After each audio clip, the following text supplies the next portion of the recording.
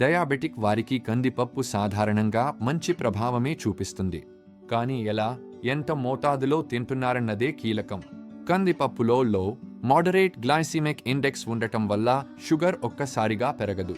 Fibre ఎక్కువ కాబట్టి జీర్ణం నెమ్మదిగా జరిగి గ్లూకోజ్ నియంత్రణకు సహాయపడుతుంది. ప్లాంట్ ప్రోటీన్ ఇన్సులిన్ సెన్సిటివిటీని మెరుగుపరుస్తుంది. పొట్ట నిండుగా అనిపించి ఓవర్ ఈటింగ్ తగ్గుతుంది. ఇది కొలెస్ట్రాల్ తగ్గించడంలో కూడా సహాయకరం. అయితే ఎక్కువ మోతాదులో తింటే కార్బోహైడ్రేట్ లోడ్ పెరుగుతుంది. నూనె, ఘీ, కొబ్బరి ఎక్కువ వేసిన పప్పులు మంచివి కావు. ఎక్కువగా ఉడికించి ముద్దలా చేస్తే గ్లైసెమిక్ ఇండెక్స్ పెరుగుతుంది. రోజుకు అరకప్పు పాకిన కందిపప్పు చాలు. బాగా నానబెట్టి ఉడికించాలి. వెల్లుల్లి, జీలకర్ర, కరివేపాకు, కొద్దిగా అల్లంతో తాలింపు వేసి పప్పుతో పాటు కూరగాయలు కలిపితే ఇంకా మంచిది. పప్పు చట్నీలు, పప్పు వడలు, ఘీ తాలింపు పప్పు వంటివి తప్పించుకోవాలి.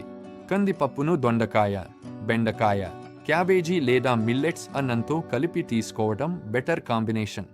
సారాంశం: డయాబెటిక్ వారికి కందిపప్పు శత్రువు కాదు, సరైన మోతాదులో తీసుకుంటే మిత్రుడే.